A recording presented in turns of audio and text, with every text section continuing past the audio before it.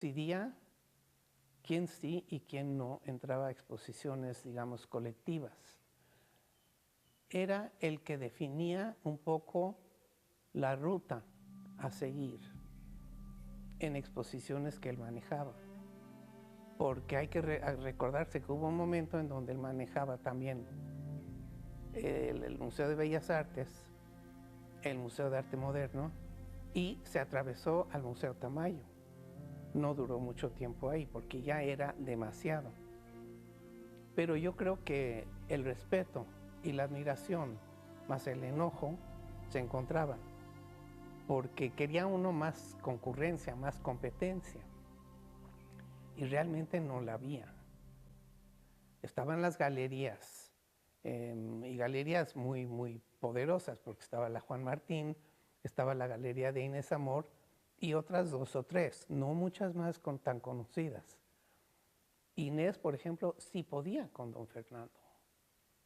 Sí podía porque era enojona y se salía con la suya. Pero yo creo que en general le teníamos miedo. Gamboa, personaje polémico, querido por aquellos que según sus cánones cumplían con la etiqueta de grandes artistas y despreciado por aquellos a quienes no les organizó muestras y retrospectivas individuales en los recintos que dirigió, como el Museo del Palacio de Bellas Artes y el Museo de Arte Moderno. Eso siempre pasa. Los artistas siempre son seleccionados, depende mucho de si sus propuestas están dialogando con lo que se está haciendo, si están actualizadas, si son visibles, si tienen buena estrategia publicitaria, si tienen buena galería. Depende de una cantidad de factores, si tienen crítico de arte de cabecera o no, si tienen funcionario de museo que los apoya, los apuntala, los presenta, los exhibe o no. La selección es eterna y siempre se ha hecho. Siendo director del Museo de Arte Moderno, Gamboa utilizó su talento como promotor cultural para lograr que en México se expusieran obras de autores de la talla de Vincent van Gogh, Pierre Soloage, Francis Bacon, entre otros. Su empeño en hacer de su pasión por el arte una muestra siempre universal le ganó declaraciones como la de André Malraux. Sin usted que vino a quitarnos el miedo, no podríamos llevar la Gioconda a Washington o la Venus de Milo a Tokio. Así, desde junio de 1972 al mes de mayo de 1979, logra montar 163 exposiciones, 84 individuales y colectivas de artistas mexicanos y 79 individuales de importantes artistas de otras partes del mundo, desde Estados Unidos hasta el Extremo y Medio Oriente. Y si esto no fuera suficiente, algunas exposiciones especiales y casi a capricho, como obras maestras del Museo Hermitage y los caballos de San Marcos. Abrían las cajas y de un lado salía la cabeza y por otro lado veía uno la estructura, las patas, ¿no? Y el dorso. Y él tocando los caballos y diciendo y hablando con los curadores que venían.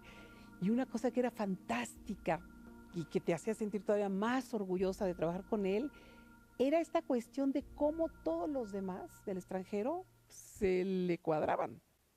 Tenía un don de mando muy particular y esa astucia mexicana, esta cosa de sí pero no, de saber cómo jalar el hilo para conseguir lo que tú quieres. Yo creo que criticable en el sentido de que no daba, tomaba.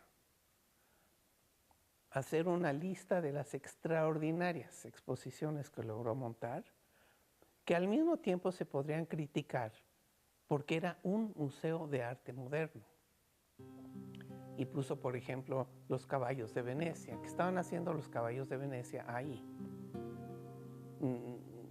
No tenían nada que ver, pero llamaron mucho la atención, fue mucha gente y apantallaron.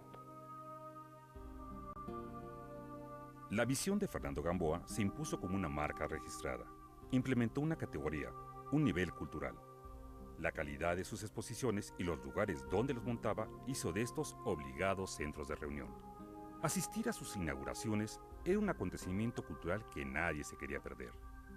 Reunió a los intelectuales más notables en mesas redondas, coloquios, encuentros.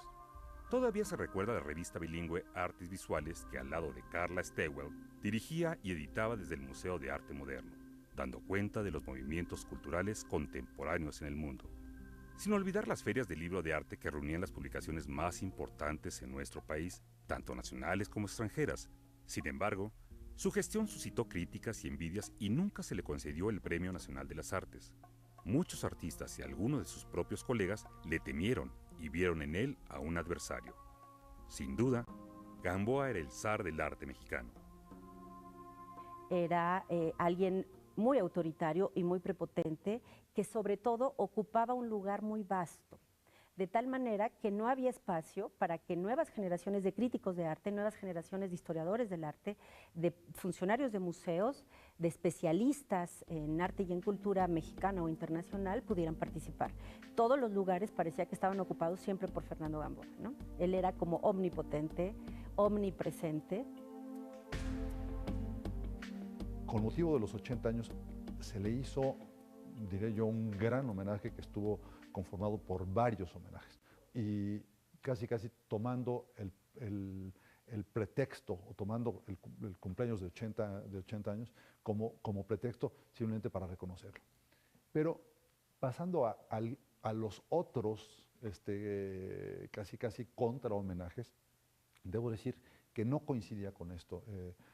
Esto debe haber sido varios años antes, que obviamente, como digo, también artistas que a lo mejor nunca contaron con su apoyo, con su reconocimiento, organizaron una exposición en una galería en la que todo era en contra de Gamboa. Claro, llevaban sus obras, pero recuerdo 2 carteles en los que era casi un dibujo, un caricaturizado de don Fernando, en el que decían Gran Boa y sus cobritas.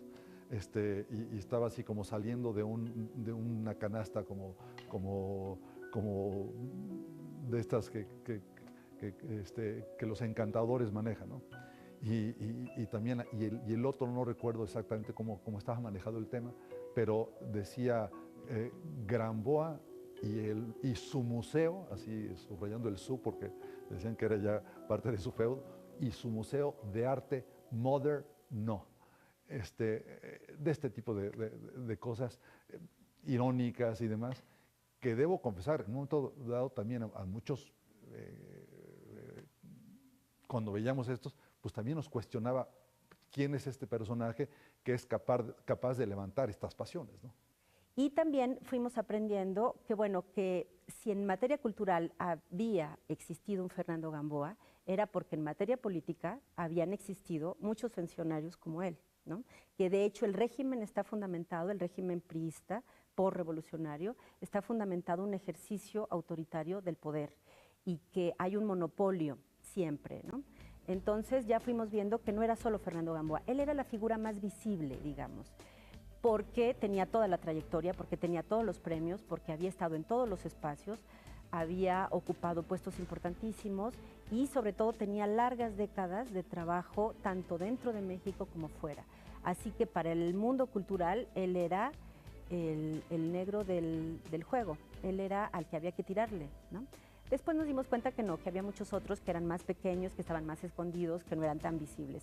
Y después nos dimos cuenta que el sistema era así y que lo que teníamos que hacer no era tirarle a un personaje, sino intentar modificar el sistema en la medida de las posibilidades de cada uno. Así, una y otra vez, a Fernando Gamboa, el arte le sirvió para mostrar al mundo entero un México moderno, sin menoscabar la antigüedad de sus manifestaciones artísticas y culturales.